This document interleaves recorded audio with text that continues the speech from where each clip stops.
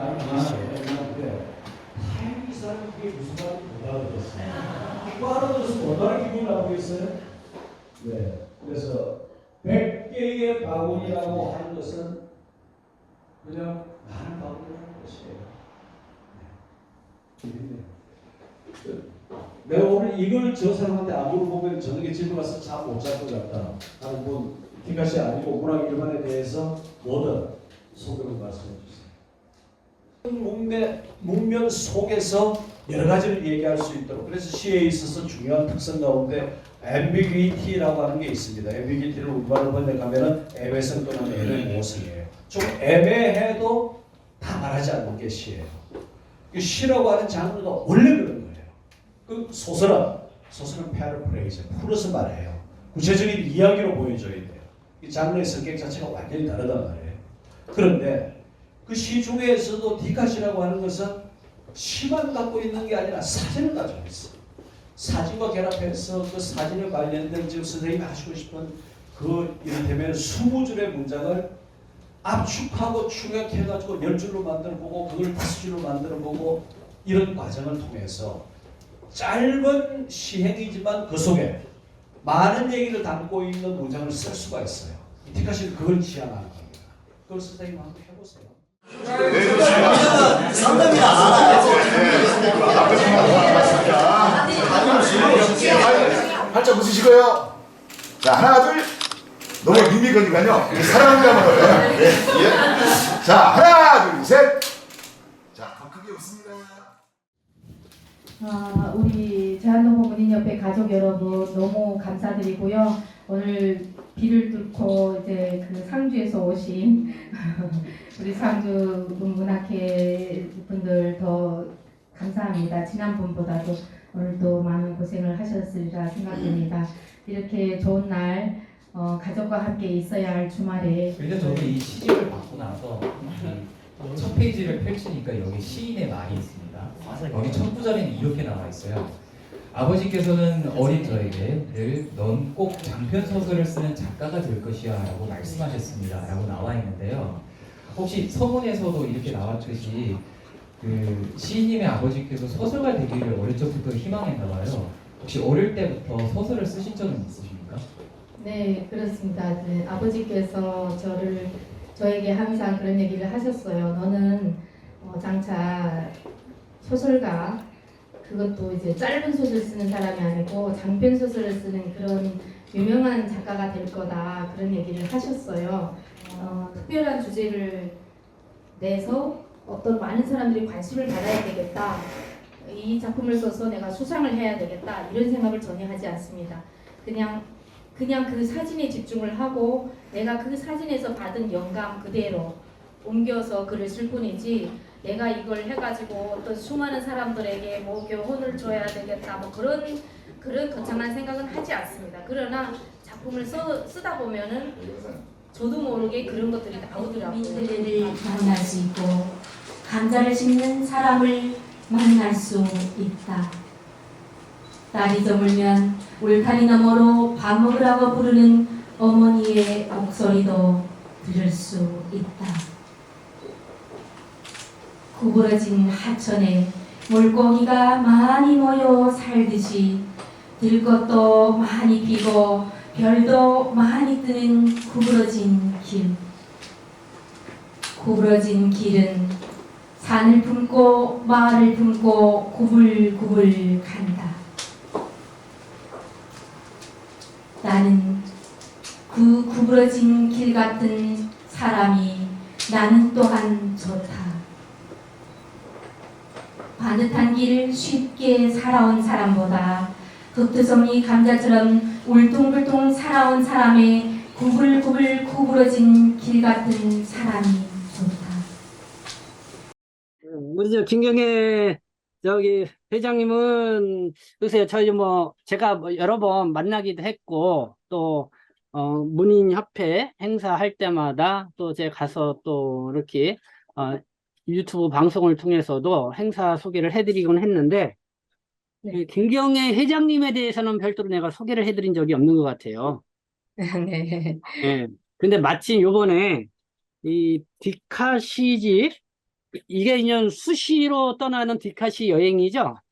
네, 예. 맞습니다. 요 시집을 요번에 이렇게 보니까 뭐 사진하고 이렇게 짬번한 시 이런 거하고 해서 이렇게 책을 내셨길래 네. 그래서 뭐 요 책 낸 것도 좀 축하드릴 겸 그다음에 이 디카 시집 요거에 대해서 국내 저기 하는 동포 문인회로는 최초로 낸 것 같아요, 먼저. 네, 맞습니다. 이제, 예. 그래서 어, 그리고 제한 동포 문인협회잖아요. 네. 오래됐는데 이 김경애 회장님이 회장님으로 취임을 해서 한 지가 벌써 지금 3년? 제가 그 제한동포 문인협회 회장을 맡으면서 이제 문인협회 활성화와 한국 문인들과의 교류에 대해서 신경을 좀 많이 썼어요. 나름대로 네, 신경을 많이 썼는데, 코로나 때문에 활동을 많이 못했고, 이제 네, 코로나 시기에도 활동을 덜어 하기는 했는데요. 작년에 그 한중수교 30주년을 맞으면서 네, 예, 한중 문학 세미나, 음, 한중 디카시전이 아니죠. 그때는 시화전을 했습니다. 한중 네, 시화전. 예, 네, 그래서 한국 문인들과 많이 교류도 했습니다. 네.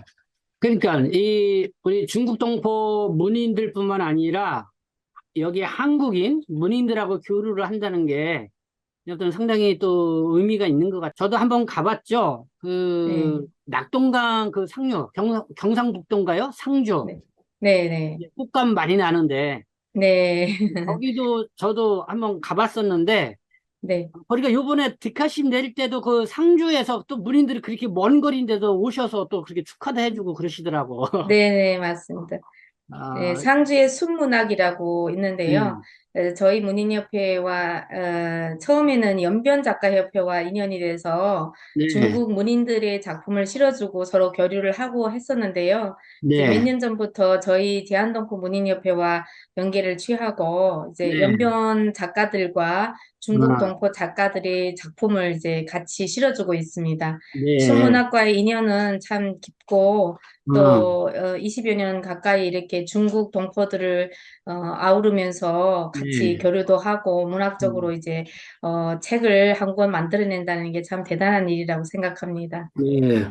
먼저 이거부터 얘기를 해보죠. 우리 김경애 그 회장님은 원래 고향이 어디세요? 저는 그 중국 흥룡강성 태생이고요. 네, 정확히 말하면 그 발해왕터 있는 그곳에서 제가 태어났고 네, 중국에서 33년 살다가 네, 한국으로 왔는데 이제 그 지금은 귀화한 상태예요. 네, 네, 한국 여권을 갖고 있습니다. 네. 그 네. 언제쯤 하신 거죠? 한국 귀화를? 저는 2004년도에 이제 한국에 입국했고요. 네, 그때 입국할 때는 그냥 3개월 동안 이제 부모님이랑 같이 지내고 있다가 돌아갈 생각으로 입국을 했는데 네. 한강다리 지나다가 마음이 싹 바뀌어가지고 아, 한국에 아, 머무르게 됐습니다. 머물고. 그럼 부모님 따라서 한국 국적으로 귀화를 하신 상황이에요? 네, 맞습니다. 이제 네, 부모님이 동포 1세이고, 네, 한국 국적을 갖고 계셨는데, 아주 네. 어렸을 때 이제 각자 아, 할아버지 따라 이제 중국 쪽으로 이주를 해서, 아, 거기에서 만나서 결혼하고, 그쵸. 저랑 이제 언니들 이제 낳았죠. 아, 그래서 다 낳아서 잘 키우고, 아, 그러다가 이제 한중 수교 이후 예, 한국으로 이제 돌아오셔가지고 국적을 아. 회복했어요. 그러면 그래서 제가 원래 부모님, 왜 할아버지 때는 어디예요? 한국 고향이? 할아버지 고향은 어, 전라도 광주예요. 전라도 광주? 아, 네네. 그러시구나. 네. 그러면은 그렇게 한국에 오셔서 귀화를 하시고, 그러면은 이 문학 활동, 그 중국에 있으면서도 계속 하셨던 거예요? 문학 활동을? 중국에 있을 때는 제가 이제 중학교 때 네, 글도 쓰고 이제 문학에 애호가 있어서 네, 열심히 창작을 하다가 이제 한동안은 이제 글을 놓았어요. 네. 그러다가 이제 한국에 와서도 와서, 처음에는 이제 그 적응하고 뭐 이제 살기 조금 힘들고 아, 그래서 문학은 아예 안 했거든요. 그러다가 아, 이제 2018년부터 아, 제가 2018년. 네네 그때부터 본격적으로 문학 활동하기 음. 시작했습니다. 그러니까 문인협회 활동을 시작한 게 2018년도서부터 시작을 했다는 거네요. 그렇죠? 네네. 뭐 실례지만은 한국에 오셔서 무슨 일을 하셨어요? 저는 이제 다양한 일을 했어요. 음, 그 식당 일도 맨 처음에는 와서 식당 일도 했고, 네, 이제 좀 지나서는 이제 그 회사에 격리로 있었어요. 이게 네, 격리직을 하다가 중국으로 들어가서 귀화를 했으니까 한국 네, 국적이니까 중국에 가서 오래 거주할 수가 없어요. 네, 6개월 이내에 돌아와야 아, 되니까 이제 아, 아들이랑 같이 지내다가 방학 되면 또 나오고 이렇게 아, 반복적으로 하다가 네, 그러다가 한 8년 전부터 아, 이제 그 남편이랑 교대를 하고 남편이 중국에 들어가서 네, 아들 데리고 공부시키고 저는 한국에 계속 있었습니다. 그때는 이제 네, 면세점에 근무를 했어요. 네, 네. 아, 면세점. 어, 네네. 그렇게 보통 문인협회에서 활동하시는 분들이 뭐 중국에 계셨을 때는 주로 좀 문인으로 활동을 하시다가 네. 한국에 와서는 우리 김경희 회장님처럼 뭐 식당 일도 하고 뭐 다른 일을 하면서 좀 문인 활동을 하시죠, 많이들. 네, 그렇죠. 중국 쪽에서 활동을 하다가 일단 네, 처음에 나와서 이제 적응 기간에는 아마도 이제 손을 넣고 있다가 좀 네, 적응됐다 그러면은 이제 그 활동을 시작하고 그러시더라고요, 보통. 저 같은 네, 경우도 그렇지만, 예, 많은 분들이 네, 그렇게 하시더라고요. 그렇죠. 제가 요 책에 서면 한번 읽어봤어요. 네, 우리 회장님의 인사말 머릿글. 네, 그때는 소설집 쓰는 거, 네, 소설 작가가 되겠다. 네, 근데 참 소설이라는 게 정말 문장도 길게 써야 되고 오랫동안 또 작품 구상도 해야 되고 네, 사실 쉽지 않은 작업이긴 한데 근데 이렇게 시도 쓰면서 이제 디카시 이걸로 해서 이렇게 뭐 사진과 함께 이렇게 이제는 책을 냈는데 네, 보니까 뭐 그 사진도 많이 게재가 됐고 네, 뭐 그 이게 그 식화면에서 뭐 금방 만들어낸 책이 아니라 뭐 그전서부터 계속 이 카메라를 들고 다니면서 이렇게 네, 좀 눈에 들어오는 거 그래서 순간 포착을 하면서 그때그때 거기에 좀 기반한 아이디어랄까요? 이 발상, 네. 예? 언어 이런 거를 넣었는데 이거 얼마나 걸렸어요? 그 언제부터 이렇게 관심 갖고 찍었던 사진을 여기에 정리해서 수록을 한 거예요? 네, 저는 디카시에 관심 가진 지는 정확히 따지면 1년 반 좀 더 되고 그냥 네, 2년 안 되는 사이인데요. 네, 그때부터 디카시를 쓰기 좋아했고 워낙 사진 음, 찍기를 좋아해서 음, 사진은 이제 많이 찍는 편이에요. 근데 네. 디카시를 좋아하면서부터 사진을 더 많이 찍는 것 같아요. 아, 늘 이게 뭐 핸드폰 들고 다니면서 핸드폰으로 찍는 거죠? 네네, 이제 뭐 그렇죠. 특별한 뭐 장비 갖고 있는 것도 아니고. 네, 그렇습니다. 디카시라고 하면은 처음에 정의는 디지털 카메라와 원수를 보태서 네, 나온 이제 장르다 이랬는데 음, 저는 이제 그 요즘에는 다 스마트폰이 음, 어떤 뭐 그 디지털 카메라보다 더 못지않게 기능이 음, 좋더라고요. 그래서 음, 찍고 화질도 참 괜찮아요. 요즘 네, 핸드폰들은. 음.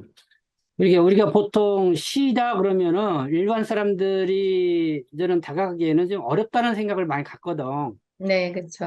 물론 짧은 그 글 속에 드머 있는 어떤 그 함의된 의미를 네, 이렇게 한다는 게, 뭐 일반인들이 생각하기는 좀 어려움이 있는데, 근데 이렇게 좀 사진과 이렇게 같이 보면서 이렇게 하면은 뭐 흥미롭게 볼 수 있을 것 같아요.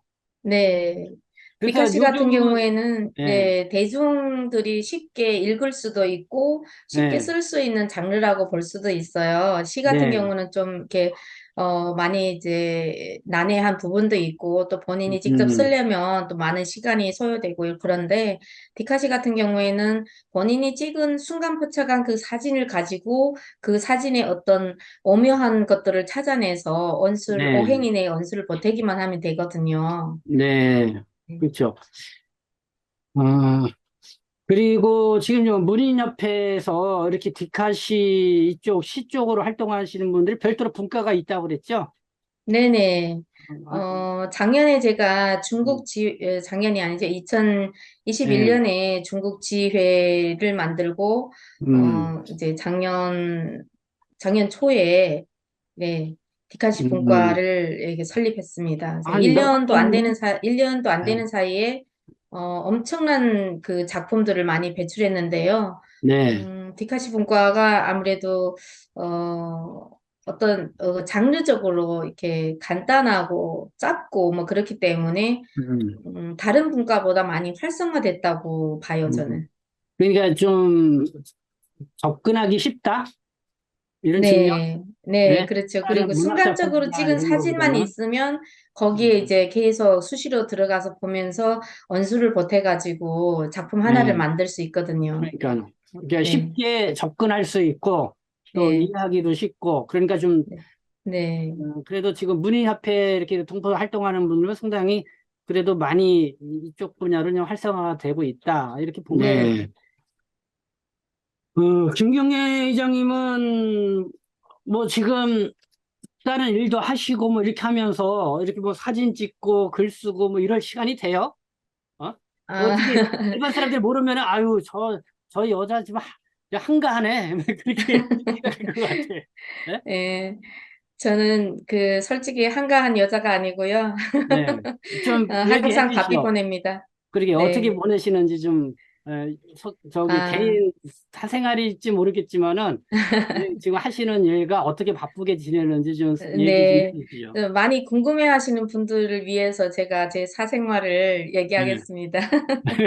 어, 저는 2018년부터 이제 문학을 하겠다고 마음 먹었을 때 이제 공부도 같이 시작했어요. 그래서 늦가기 공부로 한국방송통신대에 들어가서 무역학과를 4년 만에 졸업하고 무역학과. 지금은 지금은 또 사실은 처음에 사회복지학과를 다니려고 했다가 네.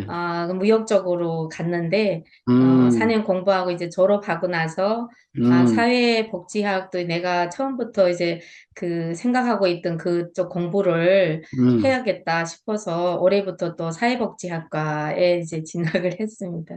네. 음, 그러니까 뭐 어제 또 전화하니까 뭐 사회복지학 공부하는 거에 연장선상인가 요양원에서 네. 또 또 반삼하시고 뭐 그런다고. 네네. 제가, 그리고 이제 직업은, 네. 뭐, 전에는 이제 면세점에서 이제 근무를 했었는데, 후에 이제 코로나 때문에 면세점 업계가 좀 많이 타격을 받았어요. 그래서 네. 그 일을 그만두고, 좀 쉬다가 일 음, 또 배워서 이제 자격증은 제가, 요양보호사 자격증은 2017년에 제가 일을 하면서 그때 따놨거든요. 그래서 네. 이건 꼭 나중에 필요하다 싶어서 그 자격증을 땄는데, 역시 제가 그 좋아하는 그 직업이고, 음, 나중에 제가 그 사회복지학을 전공하고 사회복지사 자격증을 가지고 이쪽 음, 분야에서 일을 하고 싶어서 지금 많이 음. 배우고 있습니다.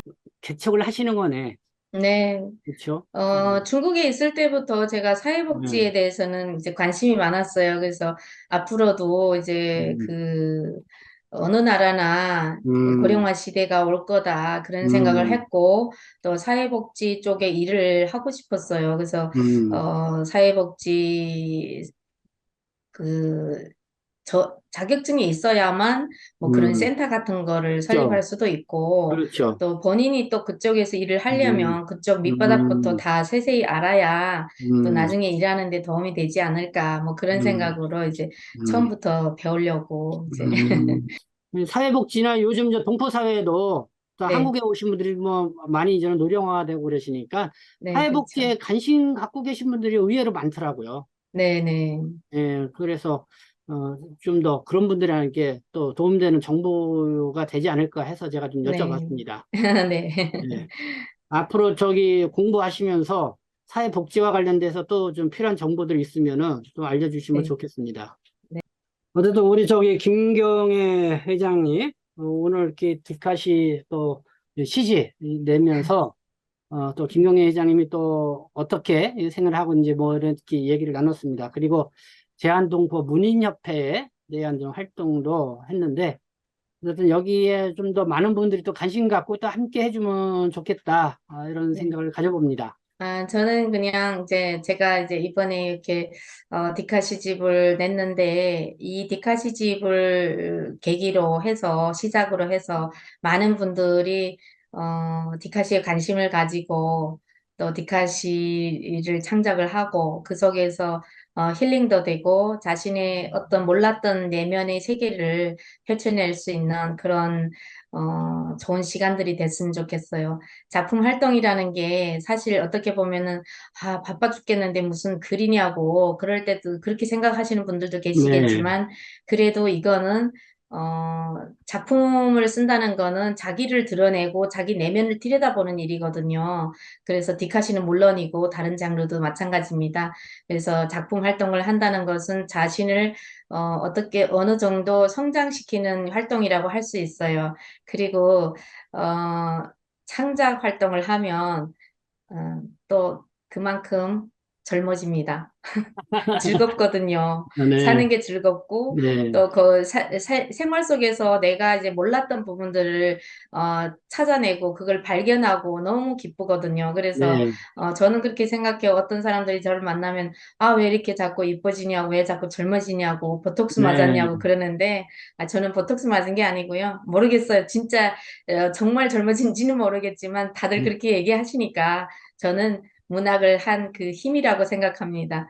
문학을 해서 행복하고 또 앞으로도 더 행복할 겁니다. 네. 그리고 제가 처음에 김경애 회장님을 봤을 때하고 지금 보니까 더 젊어지신 것 같아. 네, 어쨌든 뭐 오늘 뭐 문학, 이 시, 또 디카시 뭐 어렵기는 하지만은 어떻게 보면 또 상당히 부드러운 얘기이기도 한데 워낙 이 요즘 사람들의 삶이 이 현실에 너무 젖어 있어서 그런지 이 문학하면은 좀 고리타분하게 생각하는 그런 측면인 것 같아요. 근데 네, 누구나 한 번쯤은 저도 그렇지만은 어렸을 때는 문학가가 돼야겠다는 생각 한 번쯤 갖게 되는데 네, 점점 뭐 생각을 하고 이렇게 하면서 언제 뭐 글 쓸 시간이 있냐 지금 뭐 일하고 이거 바쁘다 뭐 이런 거에 많이 찌들어 있죠.